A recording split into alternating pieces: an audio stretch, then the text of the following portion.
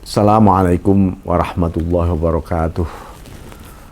Bismillahirrahmanirrahim. Alhamdulillahilladzi mala'a quluba awliyai bimahabbatih wa ikhtassa arwahahum bisyuhudi 'azamatih wa hayya asrarahum lihamli a'ba'i ma'rifatih faqulubuhum fi rawdati jannati ma'rifati yuhbarun wa arwahuhum fi riyadi malakutihi yantazihun wa asraruhum fi bihari jabarutihi yusabbihun fastakhrajat afkaruhum yawaqitul ulum wa nataqat alsinatuhum bijawahiril hikami wa ta'ijil fuhum fasubhana man istafahum lihadratih wa ikhtassahum bimahabbatih fahuwa baina salik wa mazdub wa muhibbun wa mahbub afnahum fi mahabbati dzatih wabqahum li syuhudi athari sifatih. Allahumma sholli ala sayyidina Muhammadin abdika wa nabiyyika wa rasulikan nabil ummi wa ala alihi wa sahbihi wa sallim tasliman biqadri azamati dzatika fi kulli waqtin wa hin, amma ba'd. Bismillahirrahmanirrahim. Kita lanjutkan kajian kitab Al-Hikam. Jadi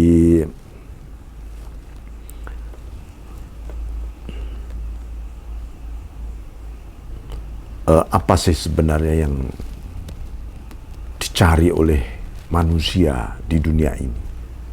Biasanya manusia memiliki prioritas agenda banyak sekali. 1, 2, 3 keinginan, lalu dia sebut, oh ini mimpiku, dan seterusnya. Ya, jadi kita ini harus punya cita-cita, bukan mimpi, cita-cita. Kalau mimpi itu hubungannya dengan satu imajinasi yang ilutif. Tapi kalau cita-cita itu disertai oleh situasi yang aktif, action, nah itu namanya cita-cita. Nah, apa sih sebenarnya cita-cita terbaik Anda? Yang paling Anda utamakan? Yang Anda buru selama ini?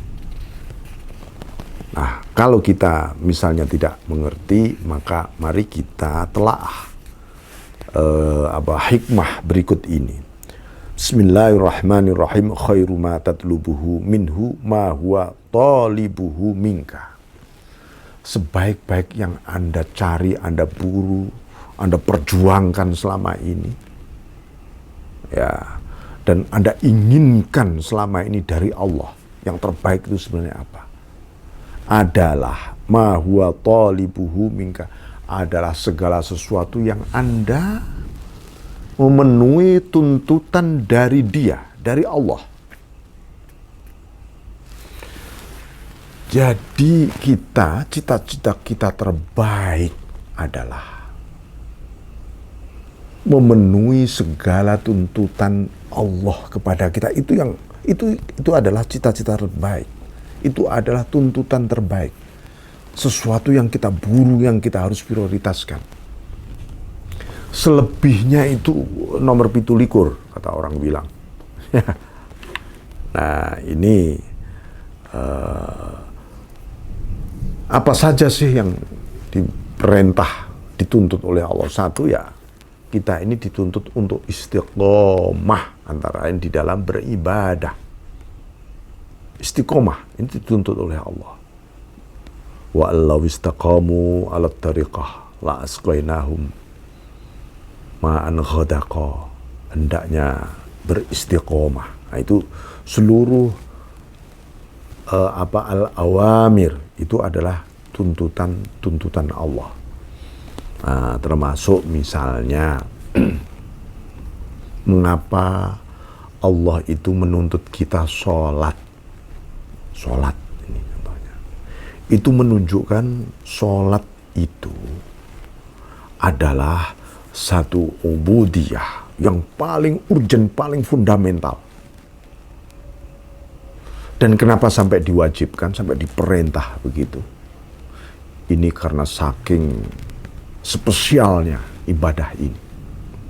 Makanya sampai Ibnu Athaillah di dalam kitabnya yang lain menyebutkan adzikru fis shalah afdalu min ghairiha. Contohnya, berzikir di dalam sholat itu lebih utama dibanding di luar sholat.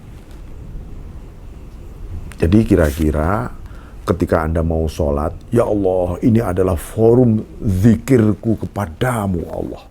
Dan aku tidak ingin kehilangan zikirku dengan Engkau.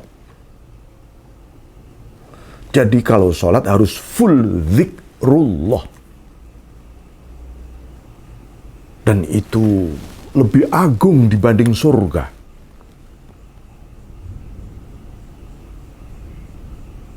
Nah ini, tetapi di luar sholat ya tetap berzikir, tetapi jangan sampai maksudnya ketika kita sholat tidak dalam situasi berzikir. Maka para sufi menganjurkan ketika sholat Allahu Akbar. Seluruh bacaan itu maknai dengan Allah semua. Karena apa? Seluruh huruf yang tersusun dalam bacaan itu isinya nama-nama Allah semua. Itu isinya nama asma Allah semua. Mulai Bismillahirrahmanirrahim, ba-nya itu nama Allah, sin-nya nama Allah, mim-nya nama Allah. Jadi ketika kita membaca basmalah, Fatihah, surat di sini Allah, Allah, sampai dirasakan Allah ini. Ya Allah, aku sholat ini juga anugerah darimu. Sekarang menuju kepadamu, bersamamu dan hanya untukmu. Ya Allah, jangan aku engkau tinggalkan Allah. Terus sampai salam. Agar apa? Forum istimewa yang luar biasa di dunia ini tidak terlewati. Makanya eman-eman ya kalau orang itu sampai mengabaikan sholat. Sholat kok males. Dia nggak tahu ini sebuah forum yang lebih indah dan lebih agung dibanding surga. Wah rasanya kalau, makanya para sufi itu pengennya itu sholat aja. Nah, ya. Bismillahirrahmanirrahim. Jadi apa ya, menjalankan perintah-perintah Allah yang sifatnya zahir, ibadah-ibadah syariah maupun islahul bawatin, menata batin, membersihkan batin kita. Ini dituntut oleh Allah. Kalau kita bisa sedang menjalani itu, berarti itulah perburuan, keinginan yang terbaik Anda dalam takdir hidup ini. Mestinya itu. Bukan yang lain-lain. Maka cita-cita seperti ini harus ditanamkan kepada anak-anak kita. Anak-anak di sekolah terutama. Supaya memiliki satu cita-cita yang kuat. Dan harus dikuatkan terus cita-cita hidupku menjadi ahlut ta'ah. Orang yang patuh, ahlul ibadah, ahlul zikr. Harus ada itu. Ya. Bismillahirrahmanirrahim. Karena itu al-huznu ala fiqdanit ta'ah ma'ada min nuhud ilaiha min alamatil ightirar. Nah ini. Biasanya ini soal tanda-tanda ketipu kita hidup ini. Ya, Anda kelihatannya ibadah nggak taunya ketipu. Atau Anda kepengen bangkit menuju kepada Allah. Rupanya banyak tipu muslihat yang akan menyelubungi Anda. Apa ini? Di antaranya adalah al-huznu ala fiqdanit ta'ah. Ada orang itu susah gelisah terhadap rasa kehilangan terhadap ibadahnya di masa lalu. Ya Allah, dulu saya nggak sholat, saya nggak ini, saya kurang berbuat baik, saya melakukan kejahatan, macam-macam. Dia susah. Tapi dia puas dengan susah belaka. Nanti ketemu temennya, waduh aku ini orang buruk, orang jelek, masa laluku kelam. Hanya begitu aja, nanti pindah ke temen yang lain, hanya begitu aja. Ya, min adamin nuhud ilaiha, tanpa dia bangkit terhadap taat. Dia nggak bangkit-bangkit. dan dia merasa, saya ini orang buruk, nggak mungkin lah saya tiba-tiba menjadi orang soleh. Loh, kalimat-kalimat seperti itu adalah min alamatil ightiror, tanda-tanda orang terkena tipu daya. Tipu daya yang merasuk, ya, mencuri kebenaran-kebenaran dan kebajikan di dalam hati kita. Ya bisa nafsu kita, bisa setan yang melakukan itu. Ya, jadi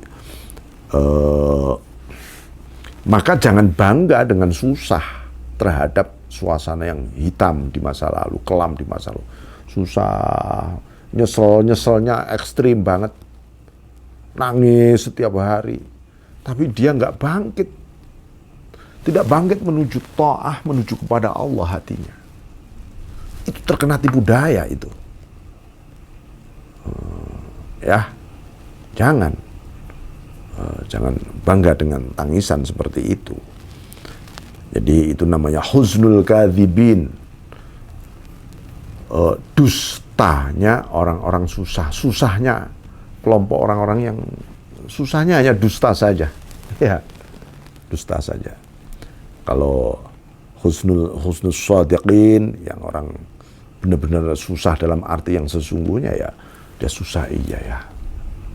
Saya nggak ingin mengulang sekarang ini, bangkit. Sisa hidupku untukmu Allah. Aku bangkit menuju kepadamu.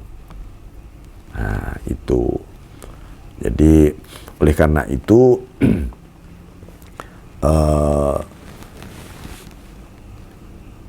orang-orang yang wasilun, yang sudah nyambung dengan Allah, maka malah tidak ada namanya susah. Gitu loh.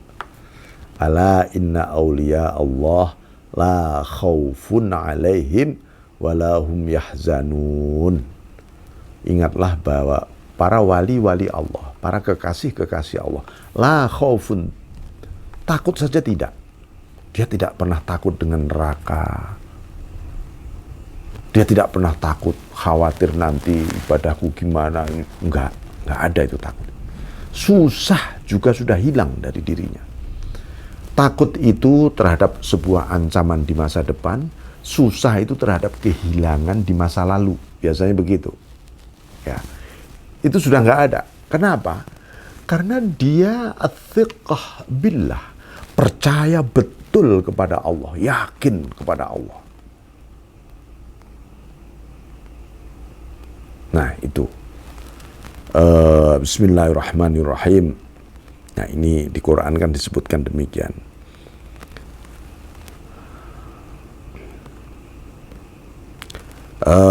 Mal'arifu idza asyara wajadal haq aqraba ilaihi min isyaratih balil arifu man la isyaratalah li fana'i fi wujudihi wa intiwaihi fi syuhudih. Kalau Anda sudah meraih, ya, kesempurnaan istiqomah Anda, islahuz zawahir, menata kehidupan alam lahiriah berupa ibadah, taat sehari-hari ini. Begitu juga batin kita sudah tertata, rapi, bersih, bening. Apakah Anda tiba-tiba mengklaim, wah berarti saya sudah ma'rifah nih. Maka beliau mengingatkan, mal'arifu man idza asyara wajadal haqqa aqraba ilahi min isyarati. Bukan disebut orang yang arif, orang yang ma'rifah, orang yang mengenal Allah, yaitu orang yang apabila asyara wajadal haqqa aqraba ilaihi min isyarati, kalau dia menemukan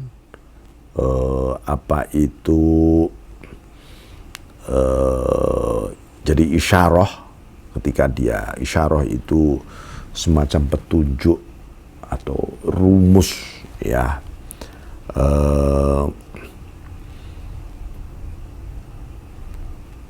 jadi kalau dia itu misalnya diberi isyarah lalu dia tiba-tiba wajadal haqqo aqroba ilaihi min isyarati.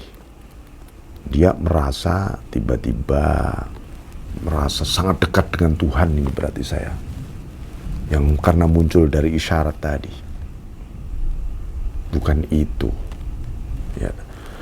Balil arifu man la isyaratalah. Orang arif itu malah nggak ada isyarahnya, nggak ada. Nggak pernah peduli, nggak pernah ini. Wah, isyaratnya apa ya? Anu apa ya? Ini bukan, itu bukan orang arif. Orang datang, Pak Kiai, apa isyarahnya ini? Loh, orang arif itu sudah tidak ada namanya isyarah. Kenapa? Nah, lifanaihi fi wujudih, karena dia sudah fana terhadap wujud Allah. Ya, fana. Orang arif itu pasti orang yang fana. Wantiwai fi syuhudih, dan dia digulung, dilipat oleh musyahadah kepada Allah. Enggak ingat apa-apa, musyahadah saja karena fana dia. Nah itu. Jadi ini menggambarkan bahwa manusia itu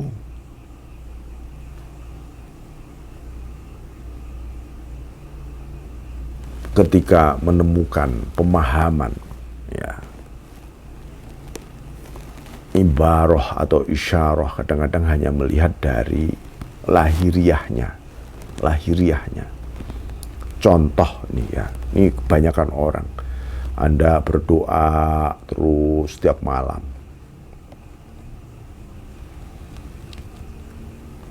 Istikharah, sholat hajat, sholat tahajud, sholat witir, berdoa. Tiba-tiba mendapat isyarah.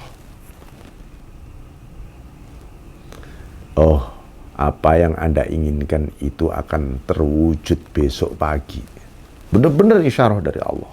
Apa yang terjadi? Nah, kalau orang tidak faham dengan apa yang tersembunyi di balik isyarah tadi, yang dilihat adalah zahirnya isyarah. Sukses nih besok pagi. Itu kan zahirnya isyarah. Padahal ada yang tersembunyi di balik itu semua. Bukan itu tujuan Allah memberi isyarah. Tujuannya supaya Anda lebih syukur, lebih takarrub, lebih ini, lebih. Lah kalau yang dipandang hanya zahirnya, biasanya, wah beres ini saya, istirahat ini wiridan, istirahat. Padahal begitu dibuka isyarah oleh Allah itu justru dia semakin fana pada Allah. Nah itu loh. Ya. Orang yang faham isyarah saja itu baru disebut bidayah, pemula. Itu kalau orang sudah muntahi ya nggak butuh isyarah, dia Allah aja yang dia butuhkan. Itu arif yang benar. Ya, jadi dia nggak kepengen kehilangan pandangan mata hatinya, kecuali hanya memandang Allah saja. Begitu dia kehilangan maklab dari Allah, para arifun itu seperti melesat bertahun-tahun, beribu-ribu abad dari Allah. Para arifun itu. Subhanallah ya. Bismillahirrahmanirrahim. Syekh Abdul Abbas Al-Mursi mengatakan, innallaha ibadan muhaqqu af'alihim bi af'alihi wa awsafihim bi awsafi wa dhatihim bi dhatihi wa hammalahum min asrarihi ma ta'ajjaza anhul awliya. Ada seorang hamba yang posisinya di atas aulia katanya. Gitu ya. Ada seorang hamba yang perilaku dirinya, aktivitas dirinya sudah terhanguskan oleh perilaku af'alnya Allah semuanya. Dia selama hidup merasa ini Allah semuanya yang menggerakkan. Apa saja. Ini al-fani billah. Kemudian sifatnya juga sudah hangus karena musyahadah dengan sifatnya Allah. Bukan dimanjingi oleh Allah loh ya. Bukan diinkarnasi oleh Allah. Bukan, salah kaprah nanti. Ini namanya takhallaqu bi akhlaqillah. Berakhlaklah dengan akhlak Allah itu. Bukan, waduh saya kalau begitu karakteristik Tuhan harus nempel semua pada diri saya dong. Nanti menjadi kibria, jadi sombong kita. Kita malah akan dilempar oleh Allah ke neraka kalau begitu. Itu menggambarkan orang yang berakhlak dengan akhlak Allah itu orang yang fana terhadap asma dan sifat serta af'alnya Allah. Dahsyat orang yang bisa berakhlak dengan akhlak Allah itu. Ya. Wa dzatuhum bidzatih, bahkan zat dia itu sudah nggak merasa punya zat dia. Jadi dzatuhu ta'ala. Karena full ma'rifah wal musyahadah wal fana wal mahabbah. Wa hammalahu min asrarihi, dia diberi beban rahasia oleh Allah. Wa hammalahum, diberi beban ini. Ini rahasiaku. Bayangkan betapa berat ini, betapa berat. Ma ta'ajjaza anhul awliya.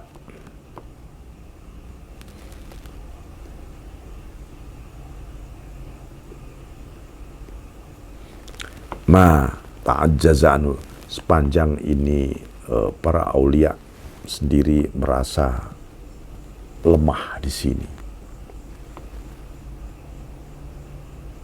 Jadi ini ya. Jadi Imam Abul Qasim Al-Junaid Al-Baghdadi, Imam Tariqah, beliau mengatakan mengenai sifatnya orang arif ini, abdun zahibun an nafsihi muttasilun bi dzikri rabbih qaimun bi adai haqqih nadhirun ilaihi bi qalbih akhraqat qalbuhu anwar hidayatih wa safa syarabuhu min ka'si wuddih tajallalahul jabbar an astari ghaibih fa in takallama fa billah wa in sakata fa minallah wa in taharraka fa bi idznillah wa in sakana fa ma'allah fa huwa billah wa lillah wa ma'allah wa minallah wa ilallah. Dawuhnya Imam Junaid Al-Baghdadi. Imam Junaid Al-Baghdadi ini disebut sebagai Sayyidut Ta'ifah, pangeran Sayyidus Sufiyah, pangeran para sufi. Ini kenapa? Karena hampir seluruh aliran thariqah di dunia ini, thariqah sufi itu memiliki hubungan dengan Imam Junaid Al-Baghdadi.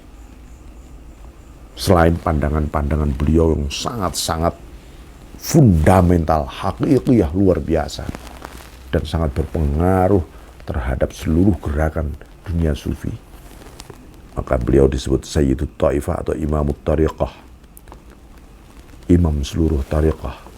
Beliau mengatakan ya mengenai karakteristik orang arif billah itu seperti apa.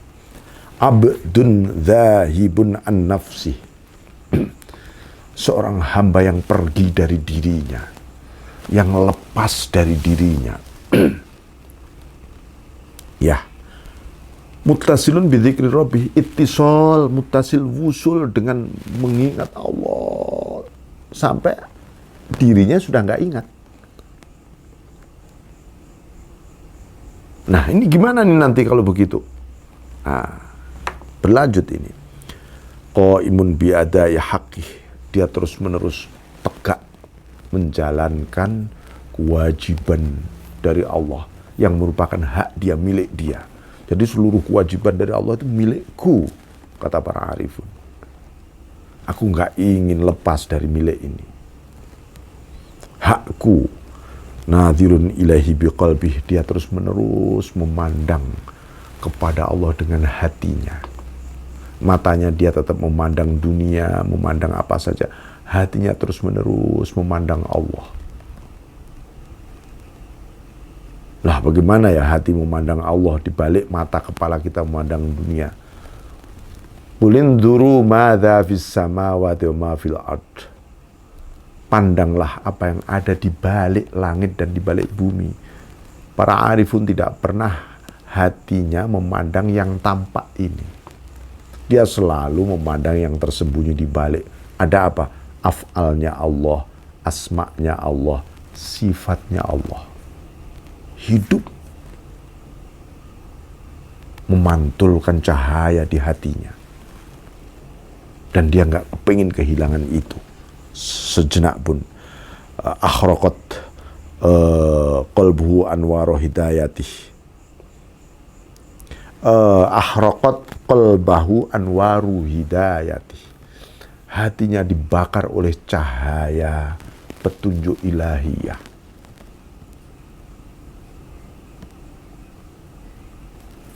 Dibakar oleh cahaya.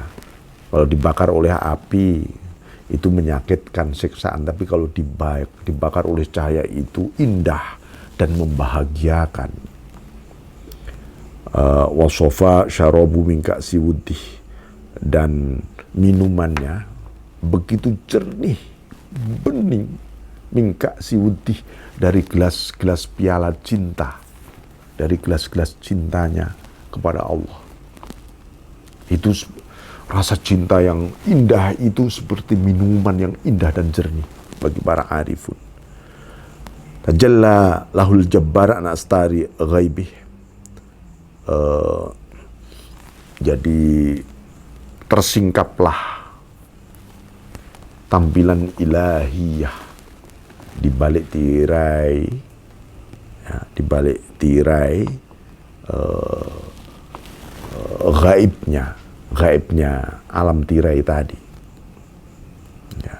Fa in takallama fabillah. Jadi kalau dia berbicara enggak ya dengan manusia, dia berbicara. Tapi fabillah, dia berbicara bersama Allah, berbicara. Maka Imam Junaid al-Baghdadi pernah mengatakan, saya ini sebenarnya sudah 30 tahun setiap saat berbicara dengan Allah, bersama Allah. Tapi orang-orang menyangka aku bicara dengan mereka, dengan permasalahan kehidupan mereka, agama ini.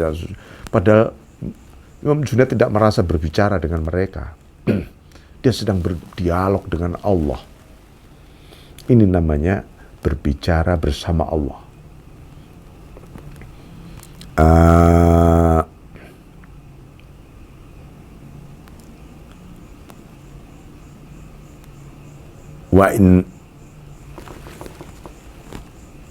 Wa in sakata, kalau dia diam nggak berbicara, ya faminallah, ya karena memang dari Allah harus diam. Bukan diam karena cari selamat kita, ya bukan. Ya. Wa in taharraka fa biidznillah, kalau dia harus bergerak karena izinnya Allah. Maka seluruh perilaku Rasulullah SAW di sini, dan Rasulullah adalah teladan luar biasa di sini. Mau perang misalnya, mau bergerak apa, tetap menunggu wahyu dari Allah. Menunggu wahyu. Nah, kita menunggu izin dari Allah. Dan para arifun tahu diizinkan enggak ya. Walaupun itu bagus, baik, tapi kalau tidak diizinkan oleh Allah ya tidak dilakukan. Dia diperintah diem dia. Dan tidak ada gemes di sini, ngapain, aduh saya gemes melihat ini. saya mestinya bergerak tapi oleh Allah dilarang ini. Misalnya, nggak ada. Nggak ada itu. Ya sudah diem ya diem. Pasrah semua pada Allah.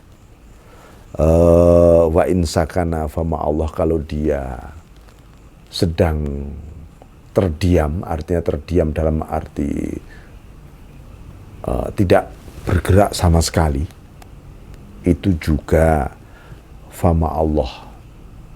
Dia tidak ingin bersama yang lain. Misalnya nggak punya aktivitas, dia ma Allah. Dia merasakan Allahumma ana, Allahumma ma'i, Allah menyertaiku terus. Jangan sampai loh ya kita ini merasa disertai oleh Allah kadang-kadang.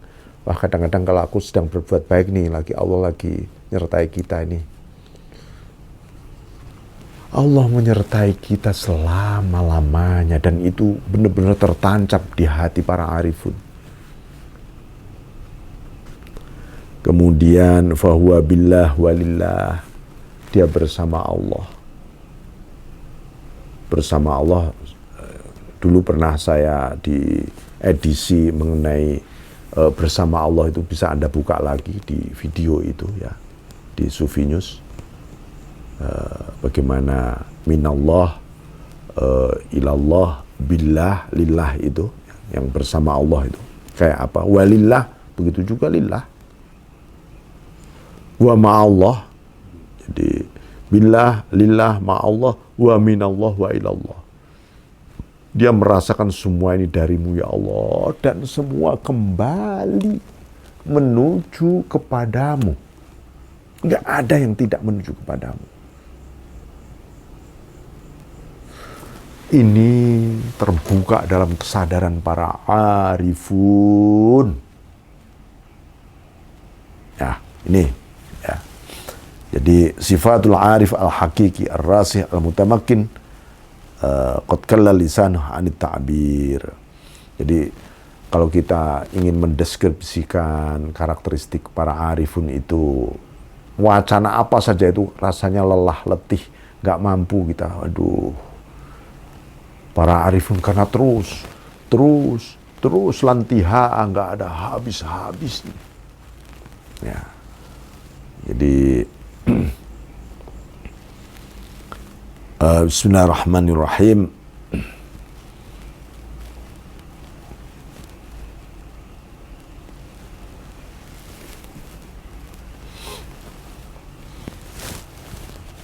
Jadi ini untuk menggambarkan antara sairun dan arifun. Kalau sairun itu orang yang lagi menempuh ya butuh petunjuk, butuh isyarah. Tapi para arifun tidak.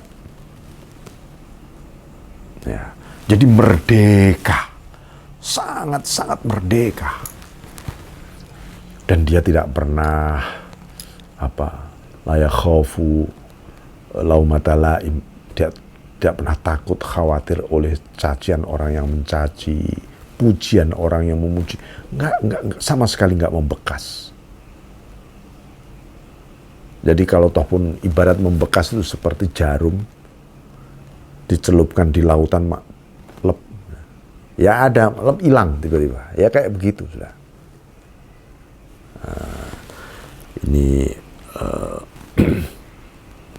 Ini menggambarkan suasana fana. Ya. Jadi al-fani, al-arif, al-muhib,